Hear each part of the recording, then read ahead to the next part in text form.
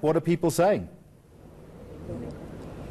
Thank you very much, Jeremy. I'm going to ask for your indulgence. I'm dealing with one of the hazards of a multi-party democracy. I have about half a dozen political party spokespersons and chief whips outside here waiting. Lester, so we're going to do a conveyor belt of reaction. Thank you very much. We're going to start with Deirdre Carter here of COPE. Deirdre, or Ms. Carter, Stella Ndabeni has been a long-serving MP. She's one of the youthful members of the executive, now being elevated to the rank of minister. Is this a congratulations on a job well done, as starting out as a backbencher, doing her work as a deputy minister, or is she being rewarded as being a keen supporter of Cyril Ramaphosa during his run for ANC presidency? Well, firstly, what I have to say is, Lester, that we have to say well done for actually merging communication and telecommunication. But unfortunately, what we've seen today is just that ANC politics has been put first again. And yes, so I won't call it a reward. We sit with specifically the committee or that ministry. We're talking about 5 ministers in a period of 21 months. So and it's chaos. And what is the success rate going to be within the next 5 to 6 months when we get to the next election, and then you might have a ministerial change again? I know the president was sitting with 2 vacancies, one in Home Affairs and one in the Department of Environment. Should the president just have waited for, let's say, March, April, May for any elections, and if the ANC comes into power again, then appoint a new cabinet fresh? Why leave it now for 6 months to go? Well, like I said, sadly, he's put the politics and the split within themselves first again to have like a union sort of ministries. We're sitting with a situation. We had the opportunity right now to actually cut with at least another 6 ministries, and he didn't do it. So instead of filling it, he should have merged and got rid of another 6 ministries. Deirdre Carter, thank you very much. 1 down, 5 to go. Nkabayomzi Kwankwa of the UDM. What the president didn't do was show any action on the women's minister, Batabile Dlamini, despite the public protector's report ruling quite negatively against her. Your thoughts are that she still remains in cabinet? Well, it's a sign of a president that is very weak and incapable of acting on matters that are very clear, such as removing Batabile Dlamini, who is dead wood in that cabinet. But I think it's important for us as young people to congratulate Stella on her appointment. We are going to support her so as long as she does the right things and she makes sure that she leads the department in the right way. Look, we think from where we're sitting that communications in any event needed a progressive minister who can come in with fresh ideas or fresh approaches to trying to implement ANC policy there, because the department is in crisis. We hope that as soon as she comes in, she'll focus on the SABC matter and other matters that face telecommunications as well. But I think what is important for us as well is to say that I don't know what is the purpose of moving Minister Nomvula Nongonyane from communications to environmental affairs, besides trying to make sure that he's playing his cards cleverly going to elections, because I think he's just trying to keep everyone on board so that they can campaign for elections and make changes after elections. He's playing it safe. One could argue it's quite ironic after the situation in water affairs and the situation on the Vaal River, where the NDF has been called in. Now Nomvula Nongonyane essentially becomes the custodian of South Africa's environmental affairs. Correct. It's rewarding mediocrity and people who are extremely recalcitrant and very corrupt to do as they please in the cabinet. It's bad leadership on the part of the president and the ruling party in particular. Sweeping changes needed to be made to make sure that you clean up government, especially in light of the Auditor General's report, which showed that 80 billion rands on regular and wasteful expenditure. So he needed to make a very strong statement about the direction that the country was going to take when it comes to governance issues. And I think it was a missed opportunity from where we sit. Kabayomzi Kwankwa, now you need to get back into the house. Thank you very much. Solly Malatsi, who is the spokesperson for the Democratic Alliance. Mr. Malatsi, today was the deadline for the president to give his response in whether he would be firing Batabile Dlamini or not. She still remains in the cabinet. Have you heard any word from the president? I think that's a missed opportunity. We haven't had anything from the president with regards to any decision making on her, and the fact that she remains in parliament in in cabinet shows that, you know, the president is weakened, and when the going goes tough, he has chosen to go the route of just shifting people rather than making sure that he takes them out of parliament. What we are seeing here is a recycling of the same liars and failures from the Zuma cabinet, finding space in President Ramaphosa's presidency, which makes a mockery of this whole new dawn theme. There is no decisive action or consequences taken about Bathabile Dlamini for her failures, taken against Nomvula Mokonyane. She finds herself again in another government department, which just shows that there's no consequence for failure and lack of accountability. The DA has promised it will go to court to essentially force the hand of the president. Many would argue that it's the president's prerogative. Is the DA now approaching the court to try and force the president to fire Bathabile Dlamini? Look, that court case is still ongoing because our purpose with it is that it's precedent setting, and there is a principled issue with it regarding the ethical conduct of cabinet members and whether appointing them is a reasonable decision. So we'll still pursue with it because we are of the view that these individuals have previously been compromised and they should have no standing whatsoever to serve for the people of South African government. Thank you very much, Sali Malati. He needs to go listen to a report now in Parliament. Nkuleko Hlengwa, one of the younger members of the National Assembly, one of your contemporaries, Stella Ndabeni-Abrahams, now elevated to the position of minister.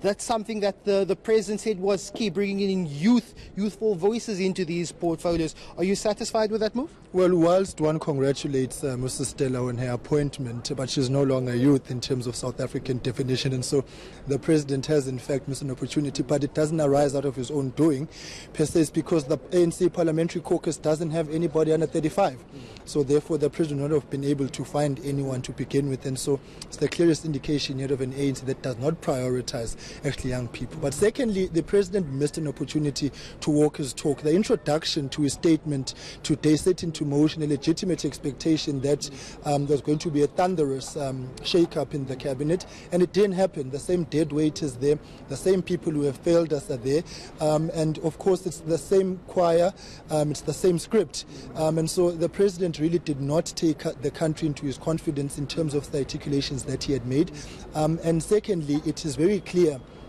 that this reshuffle was actually done in the collective interests of a divided ANC as opposed to the collective interests of the country, because he still has the difficult job of wanting to pull together the warring factions within the ANC. And so had he dismissed Minister Bathabile Dlamini, he would have found himself at the receiving end of the backlash of the Women's League and so many of the other cadres of the ANC who have actually dug in terms of their own factions. So the president had very little room to move, but judging by the so-called new dawn expectations that he has presented to the country, one would expect at some point that the president was going to actually man up and actually put the collective interests of the country. And of course, cabinet remains bloated. It would have been an opportunity for him to actually, as he has merged communications, he should have actually taken that a step further with other departments, tourism, environmental affairs. The economics cluster of cabinet continues to be inconsistent. It continues to be bloated. So the president actually didn't apply his mind. He set an expectation which he was unable to see through. Well, the president saying this is the start of what could be in the next administration, the trimming down of his cabinet. Just on the silent survivor of a Jacob Zuma administration, Siyabonga Cwele, quietly doing his work in telecoms and posts, been sitting in the ministerial benches every now and then in Parliament. Has he really survived being what was once a key figure in Jacob Zuma's administration? Well, of course, all of them are going to survive because the president is managing a divided ANC. He will dare not touch these factions at this point in time, and it's actually quite disingenuous for the president to say that this is a start of a process, because he is now sort of preempting the electoral outcome. Look, the elections are going to deliver for South Africans something fundamentally different, and the changes that South Africans expect will obviously arise now. So we wish the new minister as well, obviously, but we believe that the president has not stepped up to the plate and to the occasion and has in fact failed South Africans. This is a missed opportunity. Party, this reshuffle is a whitewash, and he seeks to placate us with fancy narrative, but is unable to walk his talk. Thank you very much. Now, Mr. Moses Kubisa is of the NFP, the sixth largest party in the National Assembly. I apologize to Dr. Mulder, who's been waiting here. But Mr. Kubisa, your reaction to what was expected to be quite a momentous cabinet announcement, but only really the president just filling vacancies. He could have done a lot more, other opposition parties say. Your opinion? Absolutely. There is nothing radical, and we're expecting that the president would now have an opportunity to merge some of the departments because the government is really bloated. Now, it was an opportune moment for him to live to the occasion on what he said during the State of the Nation address, that he's going to trim it. But he said this is merely the genesis, the beginning of it. Something more is coming. But it's only, one would say, it's somehow cosmetic in the sense that we see old ministers being taken to new departments. There is nothing much of a change. Of course, the president is managing the internal factions of the ANC, and the elections are just around the corner, and he's trying by all means that he does that passive footing, not to hurt anyone at this point in time, and to work with what he has at the moment. But the question remains, how far is he taking the public into confidence? Because we should have acted swiftly. But of course, we want to congratulate Ms. Stella Ndabeni Abrams. She's still young. She has been there in communications, and we hope that with the vibrancy she will do more. And it's a kind of a generational mix, and we hope then that the president will do more in the next cabinet reshuffle, just to strengthen government, to bring competence, to show that there is integrity, the good image, service delivery. That's what the people of South Africa need. Moses Kubisa, they are the National Freedom Party. He needs to get back into the House now. That was everyone plus the Freedom Front plus Dr. Corne Mulder. Was it expected at all from you that the president would be removing the Women's Minister, Bathabile Dlamini? Well, we hope that he would do so, but we must also understand that the president was forced by circumstances to have a cabinet reshuffle in the first place. It was not his intention to have one at this stage. I think he's waiting for the outcome of the election, and then he wants to get his own team going. So he was forced by circumstances now to do that. However, he failed in the sense that he had an opportunity to get rid of Bathabile Dlamini, didn't do so. The environment is in trouble. With all due respect, the current minister now appointed is not, as far as we are concerned, not cabinet material. She shouldn't be there at all. So not really much happened today. Stella is a good appointment. I think she can bring some new initiative to that Department of Communications, and the merger is good. But in general, not much happened. It's essentially a placeholder cabinet, and there's realistically, there's not much that the president or these ministers can do within the next 6 months towards elections. Absolutely. We are now in election mode. Nothing is going to happen in that sense. He had to do some cosmetic changes, which he basically did. And the reason being election time, but on the other hand, the president is not in charge of his own party. He hopes to have a stronger mandate after the election, and then you'll see the team that he appoints or does not appoint. The miracle again, Bathabile Dlamini survived another cabinet reshuffle. Thank you very much, Dr. Corne Mulder. Now, I hope he's not seeing red, despite wearing red. He's been kept for last. Mr. Ndlozi, your reaction to what was a very quick and very terse announcement by the president this afternoon? Well, I mean, there are two important developments that are really something we as the people of South Africa must welcome. One is the joining of telecommunications and communications. It's long overdue. It was in any way an illogical, patronage-based decision by Zuma to separate two departments, and quite outdated. But also Stella. We must welcome Stella because that's a statement of confidence to young black female talent. However, the cabinet still remains with people who have not really added any value to society. I mean, people like Jeff Radebe and Naledi Pandor, what is their role in cabinet? Why are they still ministers? They've been ministers since the late 1990s. What is the difference between them and many presidents in the continent who have held long presidency? Do they want to die there? Do they want to retire there? It can't be. There, we're being told essentially that as South Africans we don't have talent. But secondly, questionable characters like Nomvula, they are being recycled. But Thabile Dlamini, we must express deep disappointment, and it's a sign that Ramaphosa continues to be a coward who does not confront people, firstly who are incompetent, who do not conduct the business of the state in the interest of the people, but we have total disregard to the rule of law. Siyabonga Kwele has been there for quite some time. He's been in a minister in the Jacob Zuma administration, quietly sitting in his bench, quietly going about his business in posts and telecoms. Does he still deserve to belong in this administration? As I said, the South African people need new blood. They need energy, people who are going to go and charge us into an energetic future with great ideas. Those people have no ideas. If you ask them time and time again through question sessions and question processes in Parliament, what are they going to do with the problems that are facing the economy? They have no clue 100% of the time. They've got no new ideas. They are worn out, and Kwele is one of them. And therefore, this is really what is at the center of it, is that the ANC keeps recycling people because it doesn't have talent. But realistically, what can the president do? He says he's stating an intention of a younger, vibrant, more trimmed down administration in the next administration. What can he do within the next 6 months? Surely he's just biding his time till elections. Absolutely, and who knows, who says he's going to be the president in 2019? He mustn't promise things he cannot deliver. That's the first problem with a person that doesn't think and who suffers from cowardice. The reason he's not doing that is because he's a coward. The reason he's not confronting Thabile Dlamini and the disaster that she has left the Department of Social Development at is because Ramaphosa is a coward. The reason he does not fire Nomvula Mokonyane is because he's a coward. It's not because of a promise in the future, a promise he cannot keep.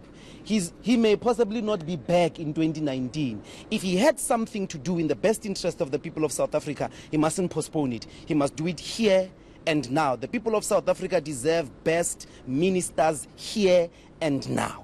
Thank you, Mbusi and Lozi. It's as if politicians have TV cameras or little TV screens at their desks because they're all coming out now. Jackson Tembu, the chief whip of the ANC, Mr. Tembu, will just take a step back. A second time that we're seeing each other today after your press conference. You heard what Mbusi and Lozi said now? I don't respond to Mbusi, I respond to what the president has done. So do you welcome the president? Could the president have done more? We definitely welcome the president. It is the president's prerogative, by the way, to change his cabinet. But as you will know, in this instance, there were two vacancies. There were vacancy left by Comrade Malusi Kigaba and the vacancy left by the untimely passing on of Comrade Edna Molewa. Therefore, those vacancies needed to be filled. That's where we start from. But what we appreciate most is that the president is acting on his promise to the country that he has an intention of reducing the many departments and the structure of the executive. He has done so this time. As you will know, he has merged the telecoms department and the communications. So it's one thing that we must appreciate. In many jurisdictions, these two departments are basically one department. Particularly as you faced the rigors of the fourth industrial revolution, it therefore makes sense that the two should be housed in one ministry and department. Of course, we also appreciate the appointment of Minister Stella Ndabeni. She has been around the block. She has been there for a very, very long time as a deputy minister. She has served under many ministers. So, indeed, she deserves to be appointed to this. But she's also knowledgeable on both traditional communications and, of course, on matters of telecoms. We also welcome, of course, that the president has seen it fit to then shift Comrade Kwele to the Department of Home Affairs. Kwele has been around the block, a good minister, a good cadre of this movement. Of course, also, the president has also shifted Comrade Nomvula to the Department of Environmental Affairs. So yes, the ANC welcomes this. We cannot, as the African National Congress, in all fairness, want to critique the thinking of the president at this point in time, as others will. By the way, what can you expect from the EFF? You know, they have nothing else to critique Ramaphosa on, because there is 2019 elections looming. Anything that he does now, they will find fault with it. It's expected from them. Now, earlier on, you joked with some journalists when journalists asked you if you were waiting a call from the president. You said you don't change chief whips midstream. I want to extend that metaphor and say the president can't really do much with this cabinet because we're so close to an election. I know you are not the president, but you obviously sit within the ANC and the NEC. What exactly is in the president's plans? He's indicated that he's now already going to combine ministries. Is this part of the tact which we will see in a possible next administration of President Ramaphosa? Are there possible President Ramaphosa, I should say? Well, let's just assure you, come 2019, the elections will come and go.